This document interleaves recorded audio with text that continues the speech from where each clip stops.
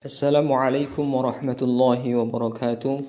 Alhamdulillahi rabbil alamin. Assalatu wassalamu ala asyrafil anbiya wal mursalin Sayyidina wa maulana Muhammadin wa ala alihi wa sahbihi ajma'in, amma ba'du. A'udzu billahi minasy syaithanir rajim. يا أيها الذين آمنوا كتب عليكم الصيام كما كتب على الذين من قبلكم لعلكم تتقون أياما معدودات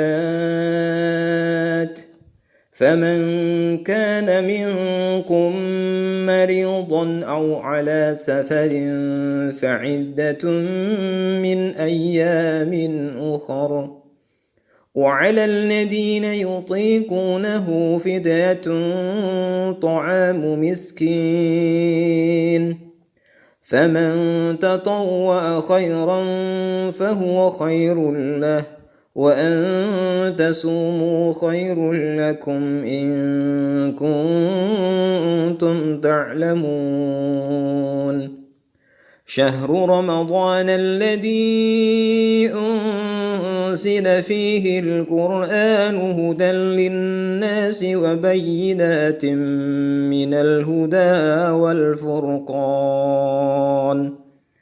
فمن شهد منكم الشهر فليصمه ومن كان مريضا أو على سفر فعدة من أيام أخر يريد الله بكم اليسر ولا يريد بكم العسر ولتكملوا العدة ولتكبروا الله على ما هداكم وَلَعَلَّكُمْ تَشْكُرُونَ.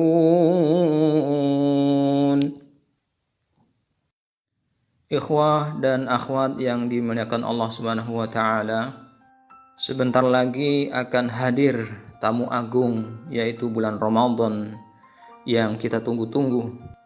Bulan yang dipilih oleh Allah Subhanahu wa taala untuk beribadah secara khusus kita di dalamnya. Sebagai hamba yang beriman kepada Allah Subhanahu wa taala, maka penting bagi kita semuanya untuk menyambut, menyiapkan dengan maksimal agar kita mendapatkan nilai yang utama di sisi Allah Subhanahu wa taala.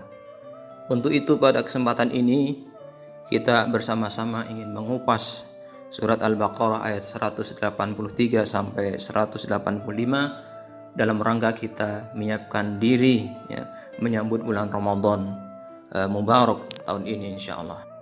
Yang pertama, wahai ikhwah dan akhwat fillah yang dimuliakan Allah Subhanahu wa taala, bahwasanya hubungan kita dengan orang-orang sebelum kita yang baik, yang soleh, yang utama di sisi Allah Subhanahu wa taala adalah hubungan keimanan kepada Allah Subhanahu wa taala. Bukan sekedar hubungan secara manusia, hubungan darah, hubungan bisnis, hubungan suku, hubungan tempat, hubungan domisili dan seterusnya.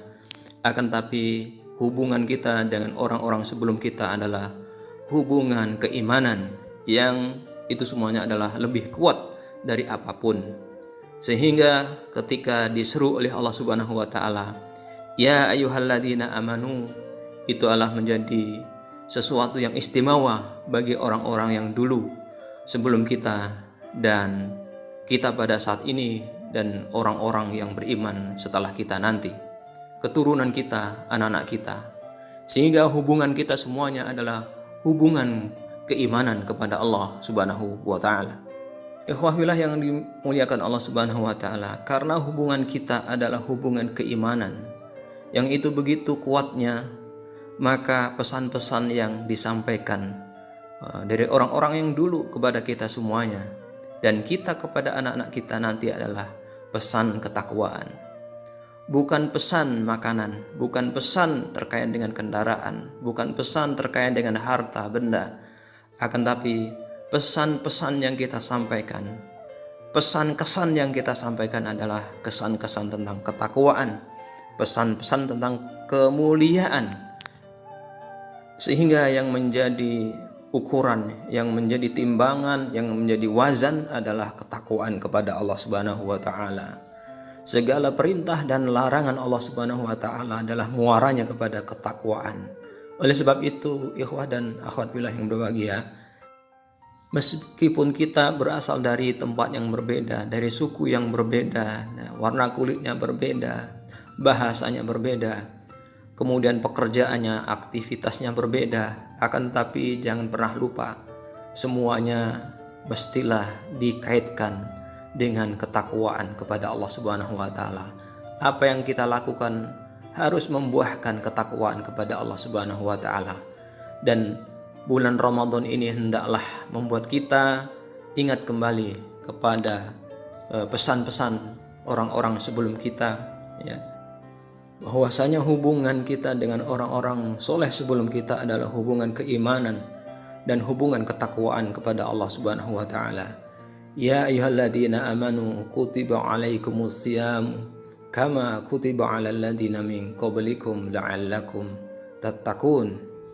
Selanjutnya ikhwah fillah yang berbahagia, yang kedua ayyaman ma'dudat, bahwasanya pelaksanaan ibadah puasa ini waktunya sudah ditentukan, waktunya terbatas, ya, tidak lama. Tentunya harus maksimal di dalam persiapannya dan maksimal di dalam pelaksananya hingga acaranya selesai. Yang tidak serius di dalam menyiapkan, ya, tidak maksimal dalam menyiapkan dan menyambutnya, maka tentu ia tidak akan maksimal di dalam mengisinya. Bahkan bisa jadi dia tidak akan tuntas, tidak akan bahagia di akhirnya, tidak happy ending. Apa saja yang harus kita siapkan, ya, sebelum hadirnya Ramadan ini, ya. Faman kana minkum maridun aw ala safarin fa'iddatun min ayyamin ukhra. Yang pertama adalah jaga kesehatan, ya. Jangan sampai sakit, ya. Maridun, ya, maridun sakit. Upayakan untuk menjaga kesehatan dengan olahraga, dengan hidup yang sehat, dengan hidup yang bersih. Latihan puasa sunnah, begitu ya. Kita check up kesehatan kita, ya, keluarga kita. Karena ketika datang bulan Ramadan kita dalam keadaan sakit, tentunya tidak akan bisa maksimal di dalam ibadah. Di dalamnya bahkan mungkin kita menjadi bagian orang-orang yang justru, ya, tidak boleh berpuasa, ya. Banyak orang yang sudah dipanggil oleh Allah Subhanahu wa taala tidak diberikan kesempatan untuk berjumpa dengan bulan Ramadan. Kalaulah kita bertemu dengan bulan Ramadan kemudian masuk di dalamnya dalam kondisi sakit, maka kita seperti seolah-olah diharamkan oleh Allah Subhanahu wa taala untuk bertemu dengan bulan Ramadan, untuk mengisinya, untuk meningkatkan ketakwaan kepada Allah Subhanahu wa taala, untuk menjadi lebih baik lagi. Untuk itu orang yang beriman dalam keadaan sehat, itu tentunya sangat berbeda orang yang beriman dalam keadaan sakit, ya. Fikihnya berbeda dalam hal ini, dan kita berdoa kepada Allah Subhanahu wa taala senantiasa diberikan kesehatan sehingga kita bisa masuk bulan Ramadan dalam keadaan sehat wal afiat. Yang kedua, ikhwah fillah yang berbahagia, kita berupaya untuk segera menyelesaikan permasalahan-permasalahan yang bisa jadi itu semuanya menghambat atau mengurangi kemaksimalan kita di dalam pelaksanaan ibadah di bulan Ramadan. Allah Subhanahu wa taala berfirman di sana, au ala safarin. Orang yang bepergian, orang yang safar, baik safar silaturahmi atau safar dalam tujuannya untuk berdagang, untuk berbisnis, ya. Dua hal ini yang disebutkan oleh Allah Subhanahu wa taala, ya, yaitu sakit dan safar, karena keduanya ini adalah hal yang mungkin mendasar yang bisa mengurangi kemaksimalan kita di dalam beribadah di bulan Ramadan nanti. Untuk itu kita betul-betul maksimal untuk mengobati diri kita sendiri, ya, yang sedang sakit, ataupun kita betul-betul mensiasati bagaimana bisnisnya saat bulan Ramadan sudah hadir. mungkin barang-barang yang akan dijual dipesan dari sekarang ya. Baju-baju baru dibeli dari sekarang kalau ada dananya dan seterusnya ya. Karena itu semuanya akan membantu di dalam ketenangan kita beribadah kepada Allah Subhanahu wa taala. Bukan berarti tidak boleh sakit atau tidak boleh berdagang ya, berbisnis di bulan Ramadan. Kalau sakit itu kan kaitannya dengan pribadi, dengan diri kita masing-masing. Sedangkan berdagang itu ya sosial, ya muamalah, berkaitan dengan banyak orang, begitu ya. Nah, kalau kita sakit ya tidak maksimal diri kita sendiri dalam melaksanakan ibadah Ramadan. Nah, kalau kita sibuk berdagang, berbisnis di bulan Ramadan ya pasti akan berkaitan dengan banyak orang, dengan pembeli, dengan penjual-penjual yang lainnya. Tentunya juga akan tidak maksimal di dalam pelaksanaannya. Tapi kalau memang kita profesinya ya pedagang, bagaimana lagi? Harus kita bisa mensiasati dengan sebaik-baiknya, dan itu dari sekarang ya, dari sekarang. Yang ketiga adalah tumbuhkan jiwa sosial pada diri kita ya, siapkan harta, makanan untuk berbuka ya. Meskipun kita saat itu sedang tidak berpuasa atau kita memang ada hambatan untuk berpuasa, itu semuanya harus disiapkan dari sekarang ya. Barang siapa yang memberikan makanan berbuka bagi orang yang berpuasa, maka dia mendapatkan nilai pahala sebagaimana orang yang puasa itu tanpa mengurangi pahalanya. Kalau antum memberikan makanan orang yang berbuka puasa itu 1 orang, 2 orang, 3 orang, 1000 orang, maka mendapatkan nilai puasa 1000 orang itu ya, melebihi dari yang lainnya. Nah, orang yang punya harta, orang yang punya makanan, orang yang punya minuman ya, itu tentunya berbeda dengan orang yang tidak ada sama sekali. Dan yang menyiapkan dari sekarang tentunya berbeda dengan orang yang tidak menyiapkan airnya, minumnya, makanannya, atau dananya, begitu. Yang keempat, yuhafilah yang berbahagia adalah yang perlu kita siapkan adalah al-ilmu ya. In kuntum ta'lamun ya, in kuntum ta'lamun. Semuanya harus diilmui, semuanya harus dipelajari ya, terkait dengan fikih Ramadan ini secara khusus. Banyak sekali yang sering ditanyakan ulang dan seterusnya. Ya, misalnya pertanyaan terkait dengan Ustadz, kalau misalnya suntik ya, disuntik gitu membatalkan puasa atau tidak, minum pil penahan haid boleh atau tidak. Kalau obat tetes mata gimana Ustaz, itu membatalkan atau tidak? Atau kalau disemprot ya, ke mulut untuk obat sesak nafas misalnya, itu membatalkan atau tidak ya. Fidyah itu apa sih sebenarnya Ustaz? Fidyah itu berapa ya? Besarannya berapa ya? Ya, kalau ibu hamil itu gimana Ustaz? Puasa atau tidak, atau membayar fidyah? Nah, kalau sudah membayar fidyah Ustaz, itu harus mengganti puasa lagi atau tidak ya? Kalau ibu menyusui bagaimana Ustaz? Kalau setiap tahun itu ada lahir anaknya, gimana ini cara mengganti puasanya? Ya, belum lagi dihubungkan dengan saat ini misalnya Ustaz itu tarawehnya di rumah atau di masjid ya.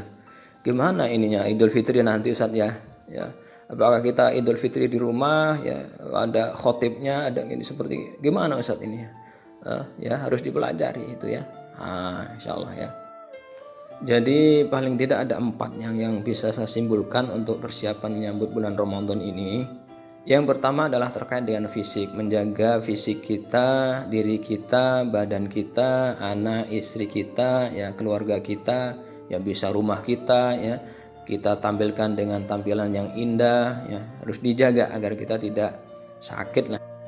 Terlebih lagi dalam kondisi yang saat ini adanya virus ya COVID-19 ini, tentunya kita harus lebih maksimal ya menjaga kesehatan kita ya, agar kita masuk bulan Ramadan ini senantiasa prima, senantiasa fit. Itu yang pertama ya. Yang kedua adalah terkait dengan tijarah, terkait dengan muamalah, terkait dengan bisnis ya. Di bulan Ramadan ini kemudian dilarang untuk berbisnis ya, tidak seperti itu.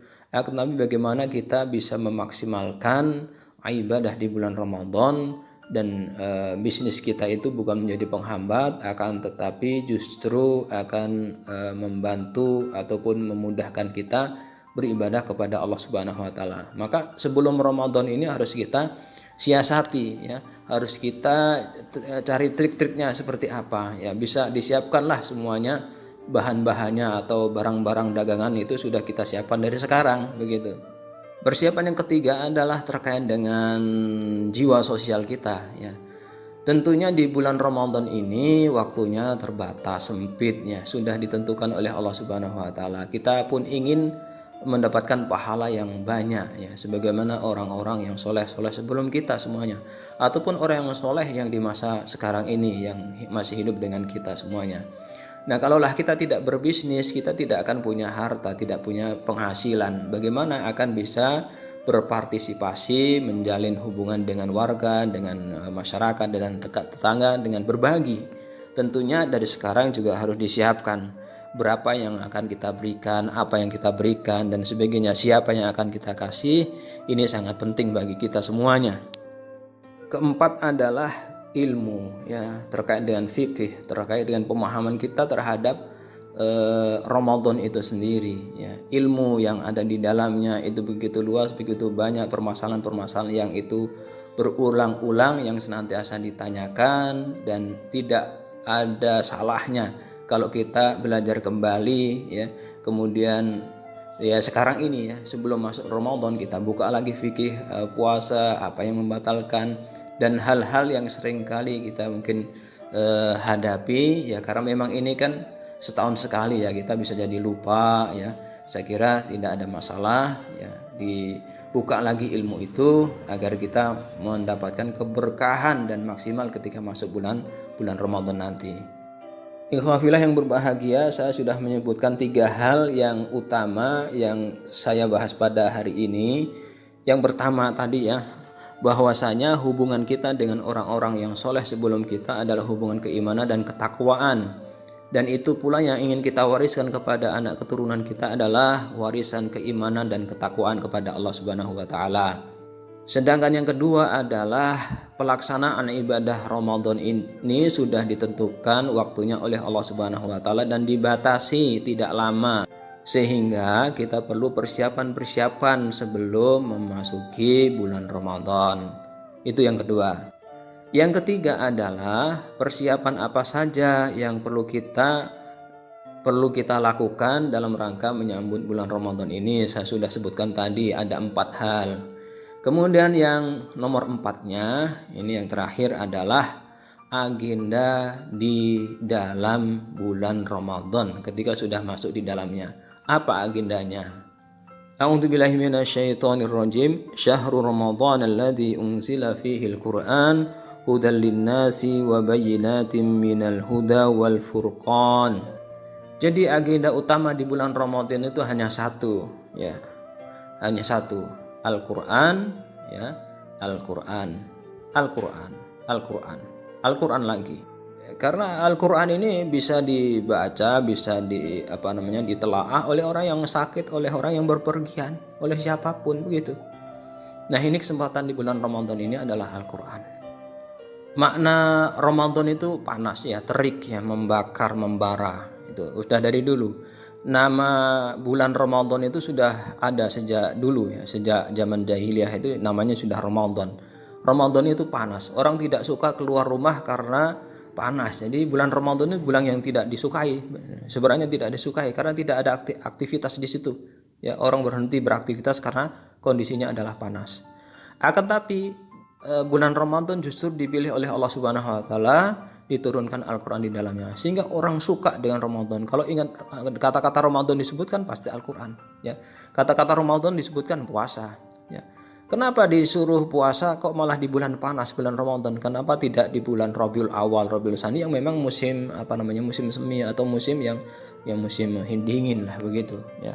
Nah, dipilih oleh Allah Subhanahu wa taala di bulan Ramadan, bulan yang panas, dan di situ juga diturunkan Al-Qur'an Al-Karim. Ya, ini menjadi istimewa. Maka siapapun yang dinisbatkan kepada Al-Qur'an menjadi mulia, menjadi punya kedudukan tinggi di sisi Allah Subhanahu wa taala. Yang tadinya dibenci, yang tadinya hina mungkin ya, Tapi karena ia berdekatan dengan Al-Quran, berinteraksi dengan Al-Quran, ya, dia akan mendapatkan kemuliaan-kemuliaan, mendapatkan petunjuk, ya, mendapatkan manzilah yang utama di sisi Allah Subhanahu wa taala. Oleh sebab itu, agenda utama di bulan Ramadan adalah tidak lain tidak bukan yaitu hanya satu, Al-Quran Al-Karim. Memperbaiki bacaan Al-Quran, ya, menambah hafalan Al-Quran, murajaah Al-Quran, mentadaburi Al-Quran, membaca tafsirnya, membaca terjemahannya, ya, dan seterusnya, ya, mempelajari bahasa Arabnya misalnya, dan ya misalnya diagendakan, direncanakan khatam, ya, berpuluh-puluh kali di bulan Ramadan ini diperbolehkan, tidak bertentangan dengan hadis, ya, khatam 3 hari sekali. Ini bulan Ramadan, bulan yang berbeda, yang secara khusus dipilih oleh Allah Subhanahu wa taala untuk Al-Qur'an Al-Karim. Bagaimana para salafus soleh itu menghabiskan bulan Ramadan itu dengan khatam Al-Quran puluhan kali, ya, puluhan kali, tidak hanya sekali, 2 kali, 3 kali sebagaimana agenda kita rencana, ya, tapi adalah puluhan kali, ya. Apakah mereka tidak paham dengan hadis yang khatam 3 hari itu? Sangat paham, lebih kepahaman dari kita semuanya. Tapi ini adalah momen Ramadan yang berbeda dengan momen-momen yang lainnya. Belum banyak atau belum ada, saya kira, ya, kita yang di bulan selain Ramadan itu bisa khatam sebulan itu misalnya selesai 10 kali membaca Al-Quran, itu khatam 10 kali. Tapi insya Allah di bulan Ramadan ini, ya, bisa itu, ya, khatam 10 kali, ya. Maka ini kita mensikapinya berbedalah Ramadan itu, ya, berbeda itu. Makanya disiapkan dari sekarang dengan Al-Quran yang baru misalnya, agar semangat, ya, tempat yang khusus, ya, kemudian ada sajadah khususnya, ya, ada mushaf khususnya, ada kacamata khusus, ya, bagaimana kita berupaya agar maksimal nanti di bulan Ramadan. Nah, mudah-mudahan ikhwah fillah yang berbahagia, kita bisa memanfaatkan kesempatan ini dengan maksimal, dan kita diberikan takdir oleh Allah Subhanahu wa taala bertemu dengan bulan Ramadan. Kita berdoa agar kita diberkahi di bulan Rajab, di bulan Sya'ban, dan kita dipertemukan dengan bulan Ramadan. Aqulu qouli hadza astaghfirullah wa lakum min kulli dzambin astaghfiruhu innahu wal ghafurur rahim. Assalamualaikum warahmatullahi wabarakatuh.